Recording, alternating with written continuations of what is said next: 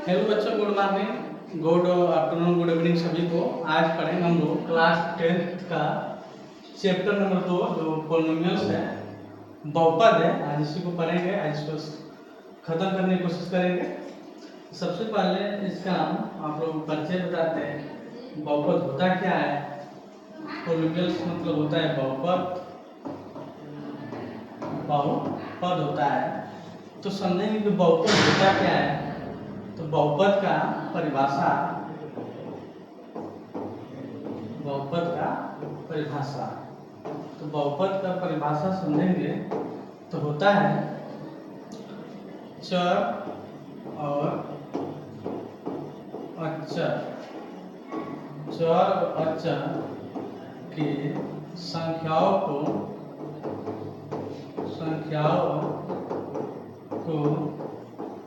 जोड़ या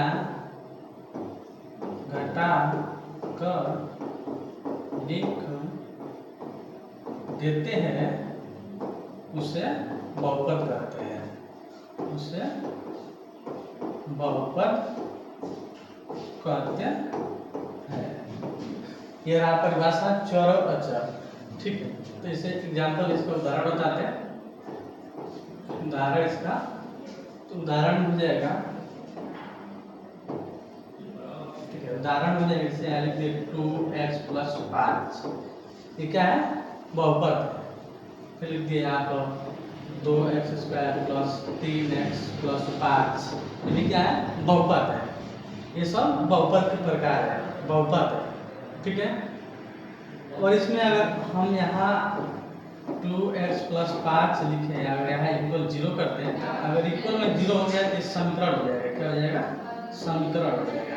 तो हमें इसको पढ़ना है, बहुपद को पढ़ना है। ठीक है,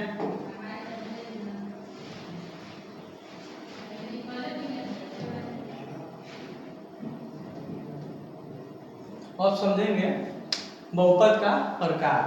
लिखते हैं यहाँ पर बहुपद का प्रकार। बहुपद के प्रकार में हमें क्या होता है? दो एक रैखिक बहुपद पढ़ना है। एक इसमें होता है द्विघात बहुपद। त्रिघात भी होता है, त्रिघात वाला त्रिघात बहुपद एंड सो ऑन, जो भी हो। तो इसमें जो रैखिक बहुपद होता है, जानेंगे रैखिक बहुपद किसे कहते हैं। तो रैखिक बहुपद में क्या होता है कि इसमें अधिकतम जो घात होती है, घात एक होनी चाहिए। कितनी होनी चाहिए? एक होनी चाहिए। जैसे इसका उदाहरण बताते हैं आप लोगों को। उदाहरण में कहना ये चाहते हैं, जैसे हम लिख दिया आप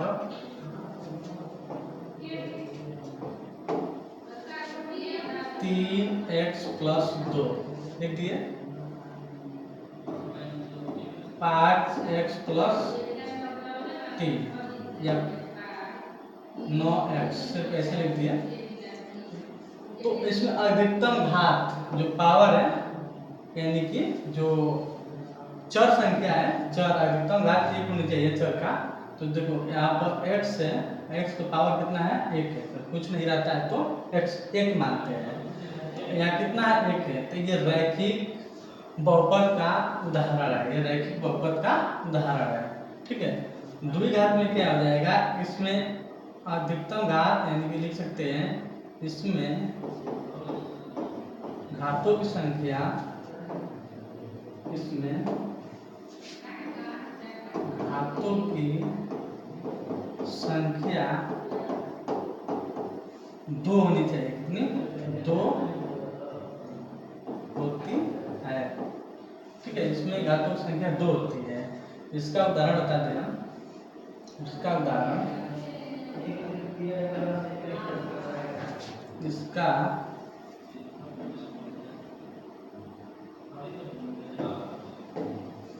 देखिए इसका उदाहरण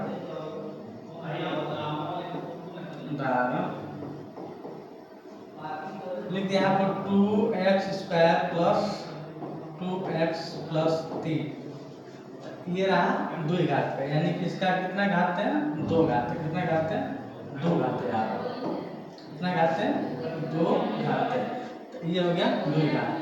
ऐसे भी लिख सकते हैं 5x² + 3 ये भी क्या है 2 घात का उदाहरण है। ठीक है, ये रहा 2 घात का। अब त्रिघात में क्या हो जाएगा, त्रिघात में इसमें क्या होता है, इसमें घात कितना रहती है 3, घातों की संख्या 3। जैसे इसका उदाहरण बताते हैं डायरेक्ट। उदाहरण ले सकते हैं 3x³ + 2x² + 2x+3 ऐसे करके दिया है 3 है और घात क्या हो जाएगा, ये त्रिघात बहुपद हो जाएगा। ये रहा बहुपद का प्रकार। हमें ये सब जानने के बाद अब जानेंगे कि इसमें और क्या पूछता है। इसमें 2 एक्सरसाइज है 2.1 2.2, तो बारी बारी से सबको समझेंगे। तो इसमें हम लोग आगे समझते हैं कि आगे इसमें क्या दिया है। तो इसमें आगे दिया है शून्यक ज्ञात करना, दिया है शून्यक ज्ञात करना। शून्य कैसे ज्ञात होता है बता दें आप लोग को। और कोई बहुपद दिया है, मान लीजिए रैखिक बहुपद दिया है, यहाँ लिखते हैं रैखिक बहुपद का है। रैखिक बहुपद दिया है, रैखिक बहुपद क्या लिखेंगे, लिख सकते हैं 2x+3। ये रैखिक बहुपद है, पूछ रहे हैं कि इसका शून्यक बताइए, शून्य ज्ञात कीजिए। तो रैखिक बहुपद का शून्य ज्ञात करने के लिए क्या करेंगे कि इसके इक्वल में 0 लिख देंगे। क्या लिख देंगे, इक्वल में 0 लिखेंगे। लिखने के बाद यहाँ से x का मान निकाल देंगे। तो निकालेंगे तो 2x प्लस इधर आएगा तो -3 होगा और यहाँ से -3/2 हो जाएगा। तो ये रहा शून्य, निकाल दिए। तो शून्य बहुपद में देखिए रैखिक बहुपद, इसका 1 घात था तो 1 शून्य निकला, 2 घात का 2 शून्य निकलेगा। तो इसमें नोट करके लिख सकते हैं, नोट करके लिख सकते हैं कि जितनी घातों की संख्या होगी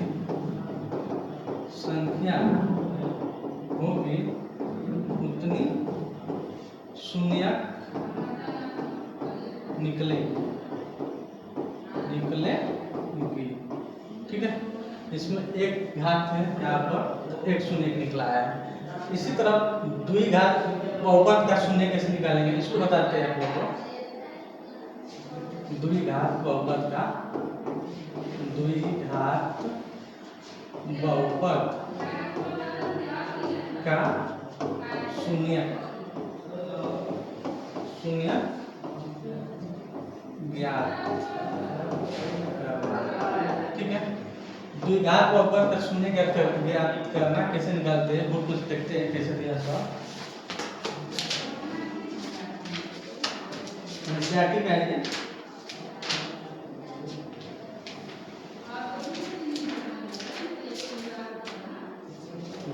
दिया है क्वेश्चन, इसमें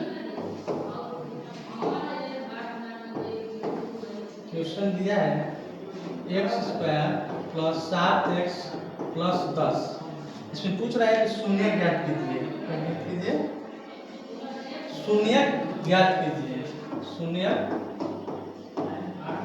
ज्ञात कीजिए। लाइट बंद है इसलिए गर्मी लग रही है थोड़ा, इन्वर्टर तो चल रहा है।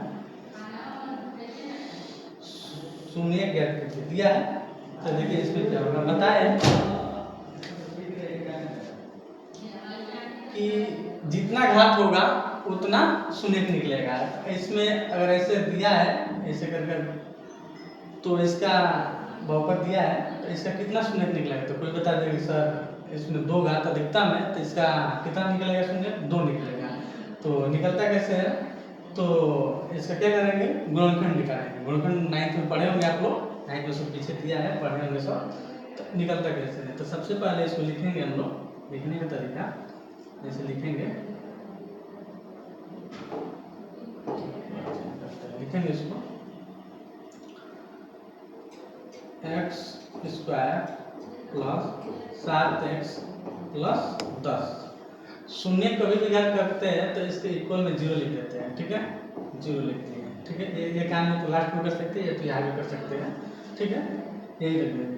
अब गुणनखंड कैसे निकालते हैं, 9th में पढ़े हैं कि जो फर्स्ट वाला लेटर है, लेटर जो फर्स्ट है चर संख्या दिया है, इसके आगे जो गुणांक होता है, गुणांक क्या है, 1 है, ठीक है। इसमें समझेंगे गुणांक को समझा देते हैं इसमें आप लोग को। गुणांक होता क्या है, गुणांक होता है जैसे हम यहाँ पूछेंगे इसमें कि एक्स स्क्वायर का गुणांक बताइए कितना है, गुणांक बताइए। गुणांक मतलब कि गुणा हो रहा है एक्स में, किस स्क्वायर में, एक्स स्क्वायर में किस संख्या गुणा हो रहा है बताना है। तो एक्स स्क्वायर में यहाँ 1 दिया है तो गुणांक क्या हो जाएगा, 1। कुछ भी नहीं रहता है तो 1 रहता है, ठीक है। पावर में भी अगर कुछ नहीं है तो 1 है, ठीक है। तो इस तरह से 1 लिख देगा। पूछे यहाँ पर एक्स का गुणांक बताओ, गुणांक बताओ क्या होगा, तो क्या हो जाएगा, x का 7 हो जाएगा, ठीक है। और ये तो अचर पद है, अचर पद इसको अचर पद 10 ये रहा, ठीक है। ये सब गुणांक रहा। अब हमें गुणनखंड निकालना है, कैसे निकालेंगे तो इसको हटा देते हैं, ठीक है। देखिए तो जो ये गुणांक है 1 और यहाँ 10 लास्ट वाला, इसे बोल सकते हैं फर्स्ट इंटू लास्ट, ठीक है। ये हमेशा x इस फॉर्मेट में रहता है, फॉर्मेट लिख दिया आप लोग को। खंड निकालने के लिए फॉर्मेट होता है इस तरह का, x square plus 3x plus c होता है। इसी फॉर्मेट अगर ये इधर इधर आता है तो सबसे पहले अरेंज करेंगे, ठीक है। एक्स स्क्वायर को पहले लिखेंगे, अगर बीच में अगर इसे मान लीजिए दे दिया है यहाँ से 7x plus x square plus 10, तो सबसे पहले एक्स स्क्वायर लिखेंगे आगे, ठीक है। इसको पहले करेंगे आर्डर में x square plus 7x plus 10 लिखेंगे, तब जाकर गुणनखंड निकालेंगे, तब जाकर गुणनखंड निकालेंगे, ठीक है। तो ये तो पहले से ऑलरेडी दिया है, ठीक है, ठीक है। तो इसको निकालेंगे तो देखिए 1 यहाँ पर 1 इंटू 10 आएगा, 10 लिख देते हैं। लिखने के बाद क्या निकालते हैं, एलसीएम निकालते हैं, 5 1 2 5 आया। इसी 2 5 को इसके जगह पे लिखा जाता है, ठीक है। तो लिखेंगे एक्स स्क्वायर प्लस, लिखेंगे इसको 2x प्लस 5x, ठीक है, 5x प्लस 10, ठीक है, बराबर 0 लिख दिए।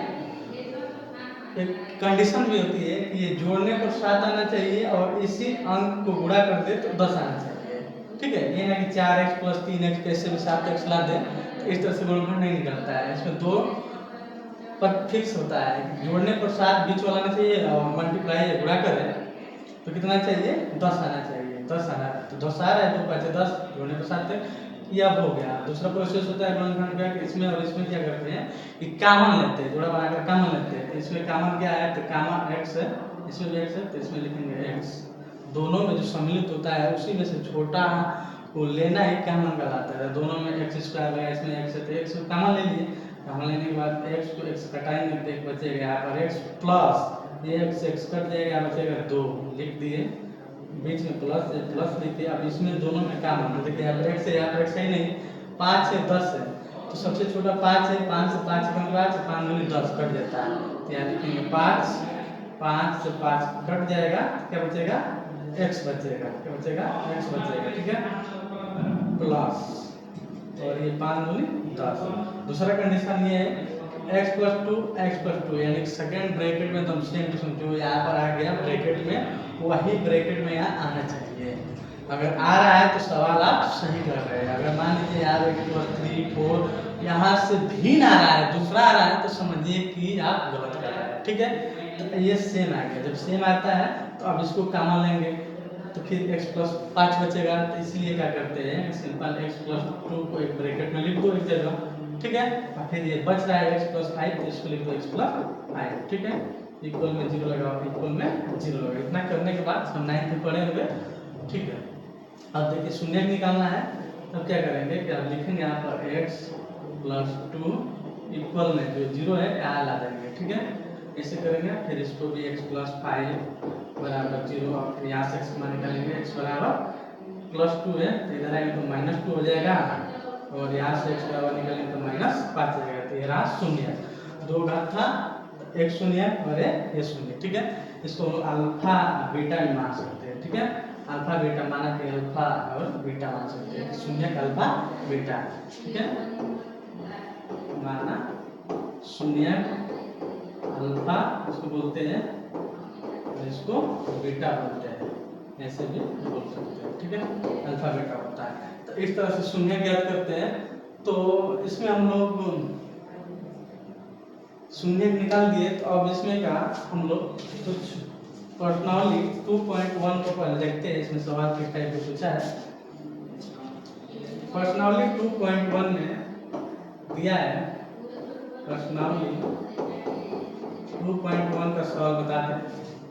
पर्सनली 2.1 में सवाल दिया है, ग्राफ से रिलेटेड करके दिया है। इसमें पूछा है किसी बहुपद px के लिए, px के लिए y बराबर px का ग्राफ नीचे आकृति में दिया है, पढ़ रहे हैं, इसमें दिया है, लिख रहे हैं, लिखा है किसी बहुपद px के लिए y बराबर px ऐसे करके दिया है, का ग्राफ नीचे दिया है, बनाएंगे नीचे दिया है, ठीक है। और प्रत्येक स्थिति में शून्यों की संख्या ज्ञात कीजिए। इसमें क्या करना है, शून्यों की संख्या बताना है, ग्राफ देखकर शून्यों की संख्या बताना है, शून्यों की संख्या बताना है, ठीक है। तो फर्स्ट ये इस तरह से बनाया है, ये एक्सिस होता है, ये y एक्सिस होता है, इधर माइनस होती है, इधर प्लस, इधर माइनस होता है, सबको पता है, इससे नहीं मतलब है, हमें तो बस शून्यों की संख्या बताना है इस ग्राफ को देखकर, तो ऐसे करके बनाया है, ठीक है। फर्स्ट वाला में, और सेकंड वाला नहीं, इसमें हम लास्ट वाला बताते हैं, 6 वाला, ये किस तरह का डायग्राम बनाया है, ठीक है। ऐसे करके इसमें पूछा है शून्यों की संख्या बताओ। तो इसमें क्या होता है, जब भी शून्यों की संख्या पूछे, तो क्या करना है कि जो ये लाइन बनाए हैं, ये लाइन x पर जहाँ कट करेगी उतना ही शून्यों की संख्या निकलेगा, ठीक है। तो ये y पर कट कर रहा है, x पर नहीं कट कर रहा है, तो यहाँ शून्यों की संख्या में पूछे तो कितना बताना है, कट ही नहीं कर रहा है, तो कितना है शून्यों की संख्या, कितना है, 0 है। कट नहीं कर रहा है x पर, इस पर कट करना चाहिए, नहीं कट कर रहा है, ठीक है, 0। अब यहाँ देखिए, यहाँ पर पूछे शून्यों की संख्या बताओ, तो हम क्या बोले हैं, x वाला देखना है कहाँ कट कर रहा है, देखिए यहाँ कट कर रहा है 2 3 4, तो इसमें शून्यों की संख्या कितना होगा, 4। अगर इसी तरफ यहाँ कुछ है कमेंट में बताइएगा, इसको ऐसे करके देते, ठीक है। इसमें बताइए शून्यों की संख्या कितनी है, ठीक है। एक यहाँ पर है, एक यहाँ पर है, एक यहाँ पर 3, इसको तो हम बता दिए खुद ही, ठीक है। इसमें शून्यों की संख्या कितनी है, शून्यों की संख्या 3 है। इसी तरह निकालेंगे, यानी कि जो x है, x वाला पर काउंट करके कितने जगह, कितने पॉइंट पर टच कर रहा है, मतलब कि क्या है, शून्यों की संख्या निकाला जाता है इस तरह से। यहाँ पर 3 है, यहाँ पर 4 था, और यहाँ पर नहीं था तो 0 ले लिए। एक सौ साइज 2.1 में इसी तरह का है, ये खत्म हो गया, ठीक है। और 2.2 में हम बताते हैं, इम्पोर्टेंट वो है 2.2 में, ये भी इम्पोर्टेंट है, ऐसा नहीं है। 2.2 थोड़ा कैलकुलेशन वाला है सवाल, तो इसको बताते हैं।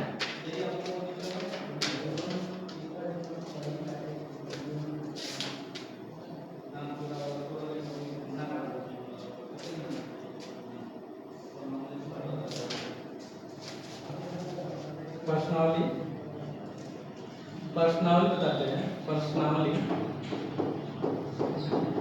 2.2 का, पर्सनली 2.2 में का सवाल है।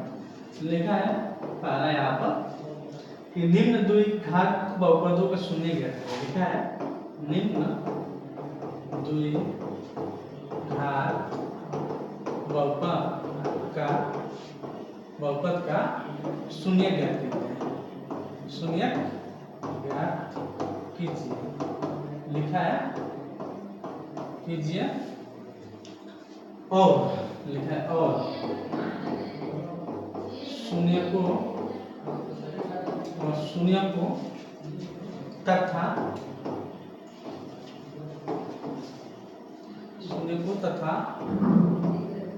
लिखा है तथा गुणांकों के बीच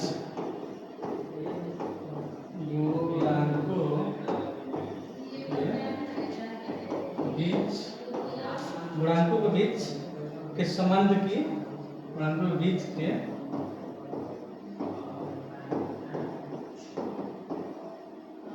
संबंध की सत्यता की जांच कीजिए, सत्यता की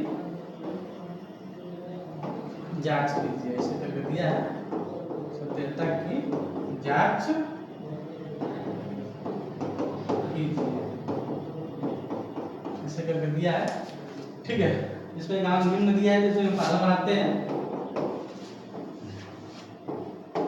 लिखा है x² माइनस 2x माइनस 8 करके दिया है। सबसे पहले शून्य निकालेंगे, फिर बोला है शून्य को तथा गुणांकों के बीच के संबंध की सत्यता की। ठीक है, इसमें ये थोड़ा सा नया है, गुणांकों के बीच शून्य को थोड़ा, ठीक है, इसमें संबंध की बात करेगा। इसमें क्या होता है बता दें आप लोग को।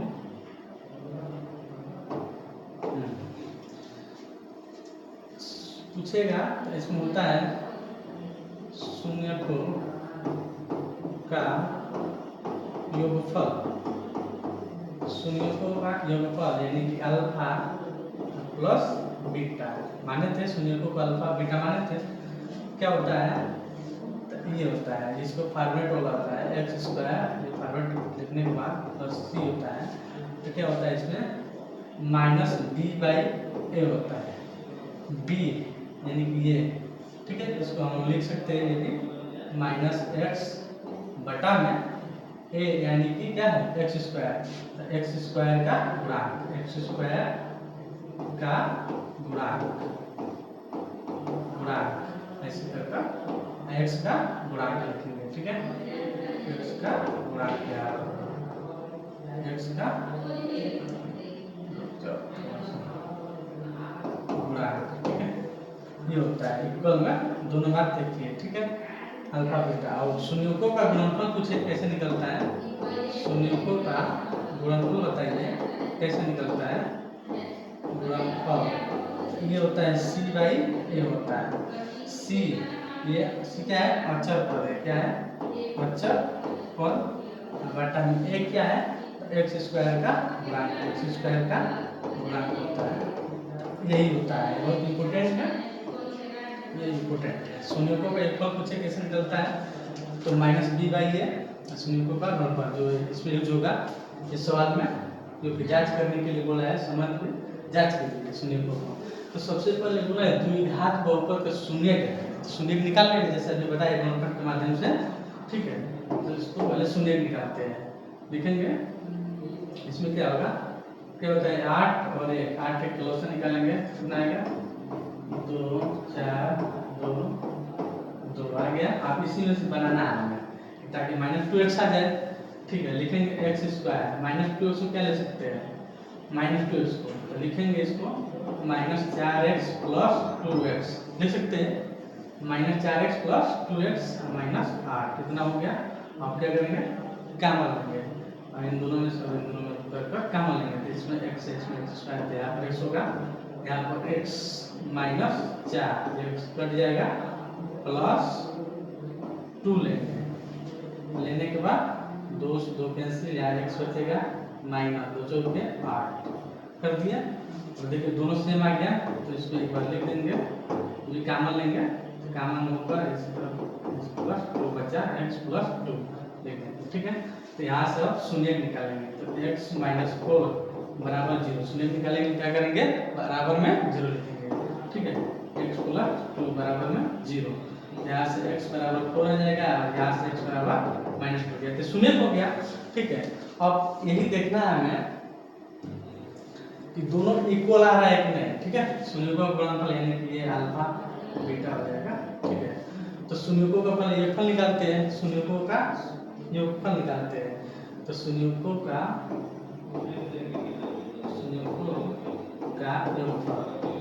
योगफल निकालते हैं। अल्फा बीटा का मान कितना है, जो आया है ये क्या है, अल्फा, और ये है बीटा का मान है। ठीक है, क्या होता है, -b/a होता है। ठीक है, दोनों इक्वल आना चाहिए। ठीक है, जांच कीजिए। ठीक है, देखते हैं दोनों इक्वल आता है कि नहीं आता है। तो ठीक है, शून्यकों का योगफल अल्फा प्लस बीटा, यानी कि अल्फा प्लस बीटा। ठीक है, अल्फा बीटा, अल्फा का मान 4 लिख दिए, प्लस बीटा का मान -2 लिख दिए। ठीक है, और ये प्लस -2 निकालेंगे 2 है। अब यहाँ देखते हैं b कितना दिया है, यही हो गया ना, ये x² + bx + c ये वाला है। ठीक है, b कितना दिया है, 2 दिया है, कितना दिया है, -2 दिया है। तो लिखेंगे माइनस, पहले से ऑलरेडी सूत्र में माइनस, फिर -2 कितना, -2 बटा में a कितना दिया है, 1 दिया है, तो लिखेंगे 1 और इसे ब्रैकेट लगा देंगे। ठीक है, फिर माइनस गुणा में क्या होता है, प्लस हो जाता है, तो ये 2 बटा 1 हो जाएगा। 1 बटा में नहीं दिखाते हैं, तो दोनों इक्वल आ गया, तो ये तो ठीक है। और इसी तरह शून्यकों का गुणनफल देख लेते हैं। शून्यकों का गुणनफल इक्वल आ रहा है कि नहीं, शून्यकों का गुणनफल क्या होता है, अल्फा बीटा क्या होता है, c/a होता है कि नहीं। अल्फा का मान कितना है, कितना लिखे थे, 4, कितना है, 4, यहाँ लिख देंगे 4। ठीक है, इंटू, यहाँ पॉइंट है मतलब इंटू कितना, बीटा -2 लिख दिए इक्वल में। ठीक है, c का मान, तो c देखिए यहाँ पर कितना दिया है, 8, कितना दिया है, 8 प्लस माइनस -8 दिया है, -8 है। ठीक है, लिख दिए, बटा में 1 लिख दिए, फिर ये -8 हो जाएगा, -1 बार है गुणा में, तो -8 और ये -8, दोनों इक्वल आ गया। इस तरह से पहले शून्य ज्ञात कर लेंगे, अल्फा मानेंगे, बीटा मानेंगे, अगर 3 घात रहेगा तो इसमें 3 निकलेगा, अल्फा बीटा गामा, फिर ऐसे -b। ठीक है, करते रहेंगे। और इस तरह से शून्यकों के योगफल अल्फा प्लस बीटा योगफल -b/a, इससे कर शून्यकों का योगफल -b/a अल्फा प्लस बीटा, और प्लस माइनस होता है, तो दोनों इक्वल आना चाहिए। ठीक है, यही होती है जांच। तो इस तरह से द्विघात बहुपद का शून्य और शून्यकों तथा गुणकों के बीच के संबंध की सत्यता की जांच की जाती है, इतना किया जाता है। ठीक है, ये पर्सनली 2.1 में का सवाल था, 1 में का। इस तरह से पूरा सवाल लगेगा इसी तरह से। इसी में एक और दूसरा सवाल है, इसको बता देते हैं आप लोग को।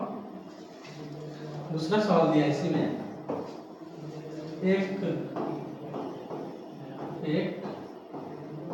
द्विघात बहुपद ज्ञात कीजिए। इस पर क्या करना है, द्विघात बहुपद ज्ञात करना है, ज्ञात कीजिए। ठीक है, और जिसके शून्य लिखा है, जिसके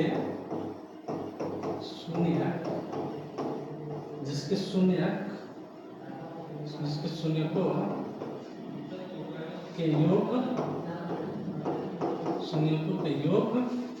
तथा गुणनफल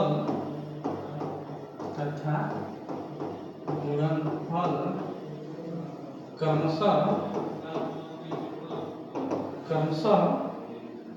दी गई संख्या है। अब दी गई संख्या है, ठीक है, क्रमशः है, पहली संख्या लिखा है, ऐसे क्रमशः दिया है, लगता है क्रमशः लगता रहती है, 1/4 -1 ऐसे कर दिया है। ठीक है, तो हमें बनाना है द्विघात बहुपद बनाना है। ठीक है, तो द्विघात बहुपद कैसे बनता है, इसका हम बताते हैं।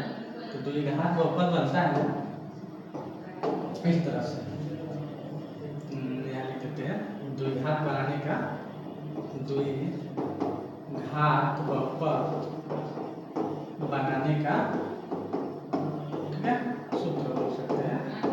क्या क्या होता है सूत्र द्विघात बनाने का, लिखेंगे एक्स स्क्वायर, ठीक है, माइनस शून्यों का योगफल, क्या होता है शून्यों का योगफल,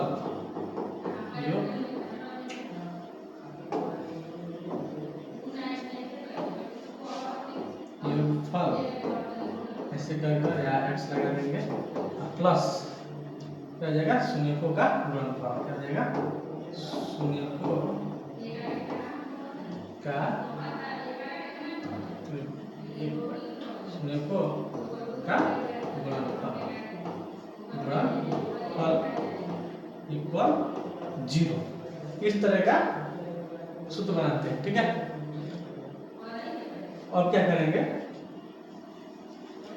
कि यहाँ लिखेंगे जो जो दिया है लिखते जाएंगे, एक्स स्क्वायर लिखेंगे और शून्यों का योगफल, तो यहाँ लिखा है शून्यों का योग क्रमशः दिया है, तो योग कितना दिया है 1/4 दिया है, कितना दिया है 1/4, ये शून्यों का यहाँ लिख लेंगे, शून्यों का योग कितना दिया है 1/4, और गुणनफल कितना दिया है शून्यों का गुणनफल, शून्यों का गुणनफल कितना दिया है, तो गुणनफल दिया है -1, ठीक है, क्रमशः लिख लीजिए, और शून्यों का योगफल कितना दिया है 1/4, तो यहाँ लिखेंगे 1/4, और ऐसे करके यार एक्स लगा देंगे, एक्स लगाएं प्लस लिख दिए, शून्यों का गुणनफल कितना -1 लिख दिए, ठीक है, -1 लिखने के बाद इक्वल में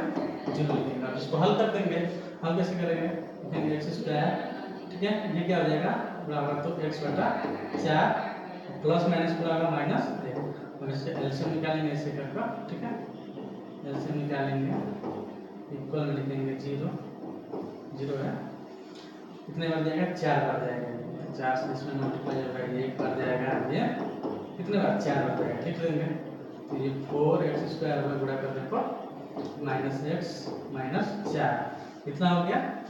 अब क्या करेंगे क्रॉस मल्टीप्लाई कर देंगे, तो ये 4 गायब हो जाएगा नीचे से, तो इसलिए इक्वल में यहाँ 0 लिखा गया है, ठीक है। ये बहुपद बनाने के लिए हमको पता है, सबको पता है कि बहुपद में क्या होता है 0 नहीं होता है, बस ये हटाने के लिए, नीचे हटाने के लिए यहाँ 0 लगाया गया है, लेकिन हट जाएगा तो क्या हो जाएगा 4x² - x - 4 जब करेंगे क्रॉस मल्टीप्लाई करेंगे, इससे क्रॉस जब इस तरह से मल्टीप्लाई करेंगे तो 1 का गुणा इसमें होगा, ठीक है, जब होगा तो क्या हो जाएगा 4x² - x - 4 इधर 0 हो जाएगा, क्या हो जाएगा 0 बटे 4 0 हो जाएगा। हमें सिर्फ बहुपद बताना है, तो बहुपद में क्या लिखेंगे बहुपद द्विघात बहुपद क्या बना, द्विघात बहुपद बना, क्या बना द्विघात बहुपद 4x² - x - 4, ये रहा इक्वल में 0 नहीं लिखेंगे, इक्वल में 0 लिखेंगे क्या हो जाएगा समकोण हो जाएगा। आशा है, पूरा विश्वास है कि आप लोगों को ये क्लास पसंद आया होगा, तो कोशिश करिएगा कि दम पेपर में जुट जाना है, ठीक है, 90 टारगेट करना चाहिए, 95 प्लस नंबर लाने का मैथ में, ठीक है। और रही बात इस चैनल पर अगर आप लोग नए हैं तो वीडियो लाइक कर दीजिएगा और सब्सक्राइब भी कर दीजिएगा, ठीक है, धन्यवाद।